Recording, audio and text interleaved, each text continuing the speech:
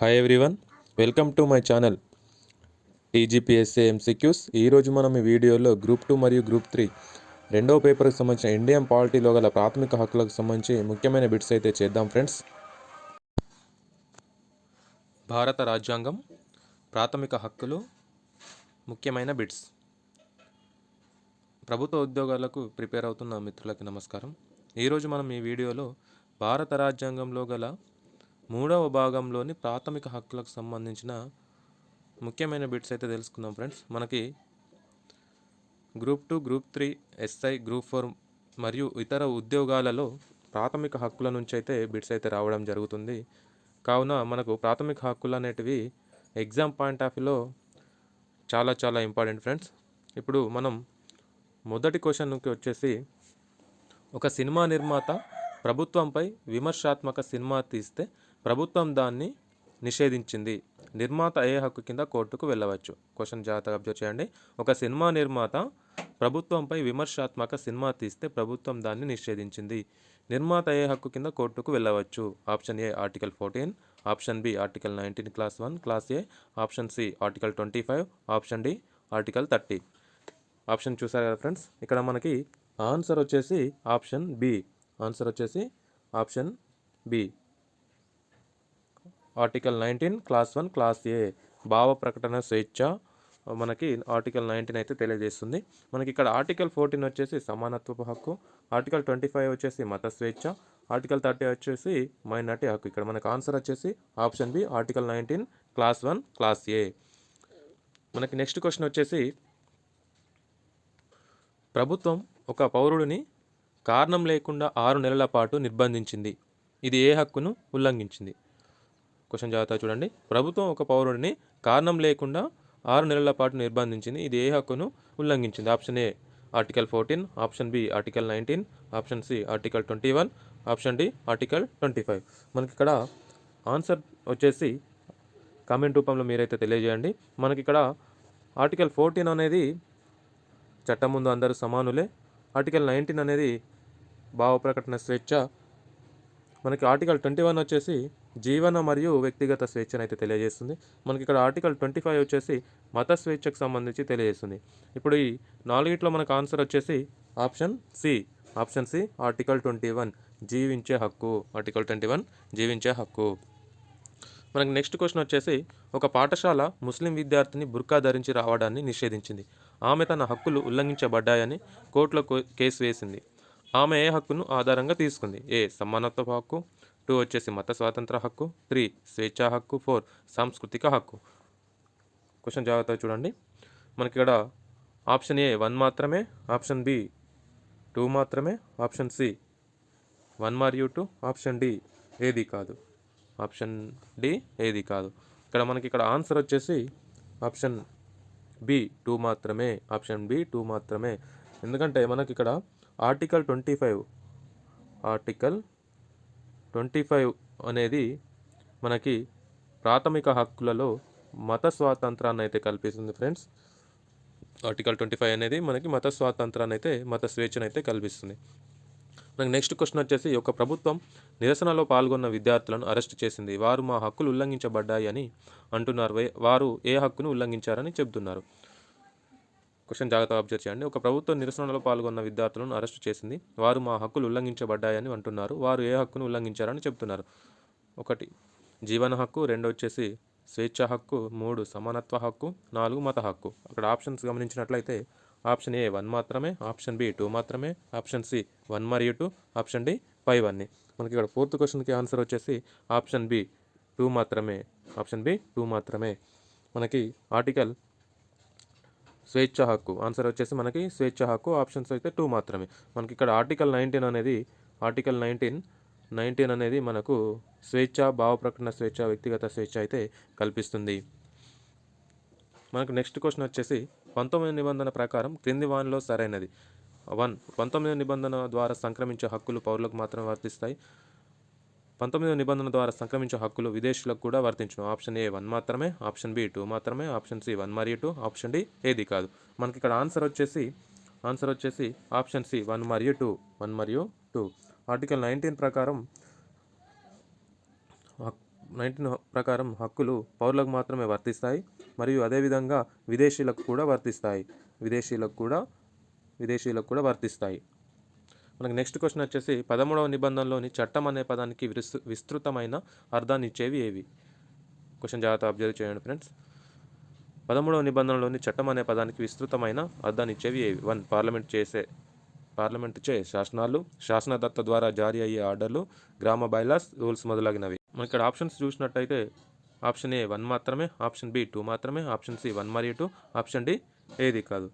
మనకి ఇక్కడ ఆన్సర్ వచ్చేసి ఆప్షన్ సి 1 మరియు 2. ఆప్షన్ సి 1 మరియు 2. మనకి నెక్స్ట్ క్వశ్చన్ వచ్చేసి 19వ అధికరణకు సంబంధించి సరైనవి. ఈ అధికరణ బాహ్య అత్యవసర పరిస్థితి కాలంలో సస్పెండ్ అవుతాయి. 2 వచ్చేసి ఈ అధికరణ అంతరింక అత్యవసర పరిస్థితి కాలంలోనే సస్పెండ్ అవుతాయి. ఆప్షన్ ఏ 1 మాత్రమే, ఆప్షన్ బి 2 మాత్రమే, ఆప్షన్ సి 1 మరియు 2, ఆప్షన్ డి పై 1. మనకి ఇక్కడ ఈ క్వశ్చన్ గమనించినట్లయితే మనకి ఇక్కడ ఆన్సర్ వచ్చేసి 1 మరియు 2 అంటే బాహ్య అత్యవసర పరిస్థితి కాలంలో సస్పెండ్ అవుతాయి.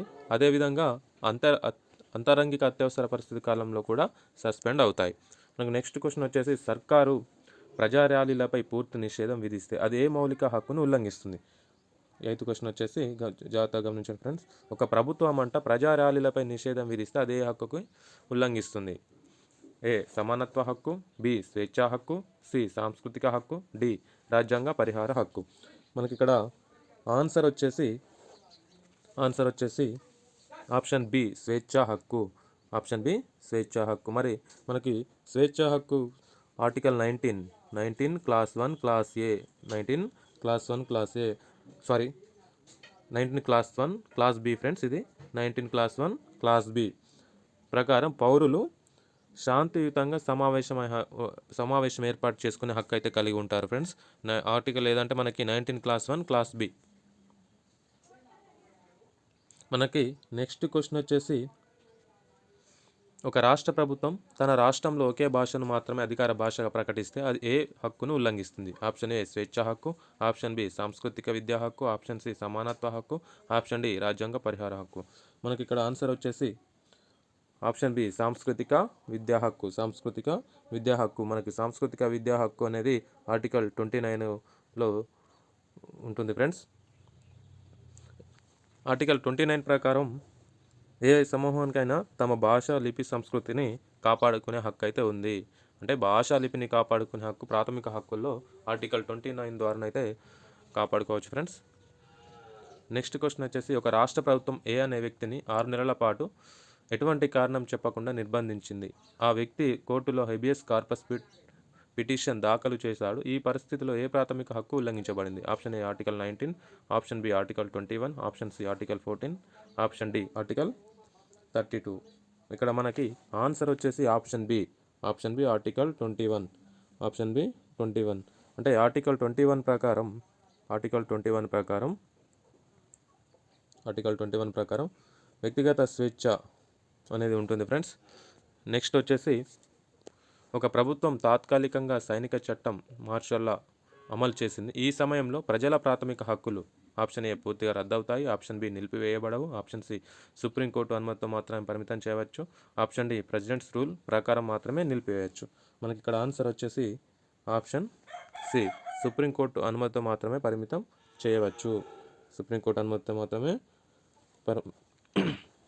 చేయవచ్చు.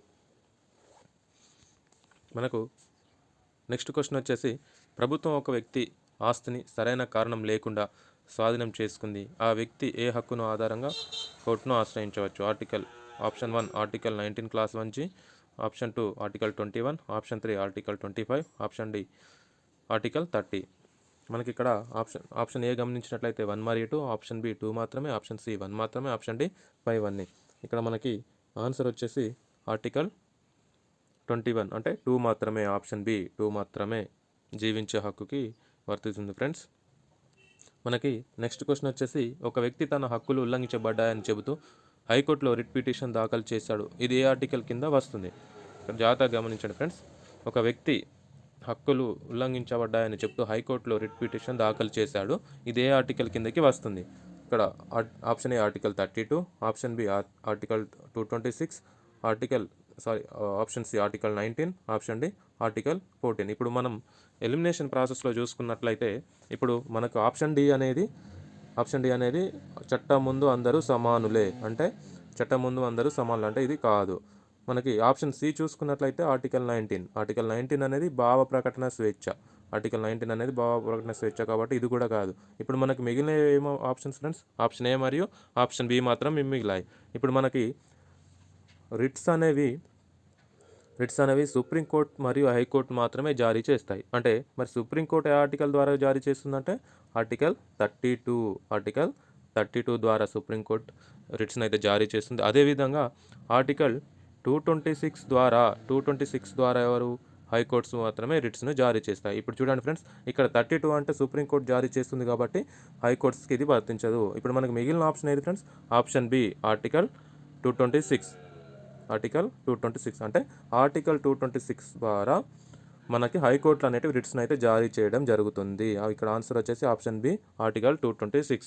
మనకి రిట్స్ అయితే 5 రకాలు ఫ్రెండ్స్. ఒకటి వచ్చేసి హెబియస్ కార్పస్, 2 వచ్చేసి మాండమస్, 3 వచ్చేసి ప్రొహిబిషన్, 4 వచ్చేసి సెర్ష్యూరరీ, 5th వన్ వచ్చేసి కోవారెంట్. ఈ 5 రకాల రిట్స్ అయితే ఉంటాయి ఫ్రెండ్స్. మనకి నెక్స్ట్ క్వశ్చన్ వచ్చేసి ఒక కళాకారుడి చిత్రాన్ని అసభ్యంగా ఉంది అని ప్రభుత్వం తొలగించింది, అతను ఏ హక్కు ఆధారంగా కోర్టుకు వెళ్ళవచ్చు? Option A article 19 clause 1 clause A, option B article 25, option C article 30, option D article 14. ఇక్కడ మనకి ఆన్సర్ వచ్చేసి option A article 19 clause 1 clause A, article 19 clause 1 clause A. అంటే మనకి ఇదే భావ ప్రకటన స్వేచ్ఛ, వ్యక్తిగత స్వేచ్ఛకి వర్తిస్తుంది ఫ్రెండ్స్. మనకి లాస్ట్ క్వశ్చన్ వచ్చేసి ఒక రాష్ట్రం కేవలం స్థానికులకే ప్రభుత్వ ఉద్యోగాలు అని ఆదేశం జారీ చేసింది. ఈ ఆదేశం ఏ ప్రాథమిక హక్కుకు వ్యతిరేకంగా ఉంటుంది?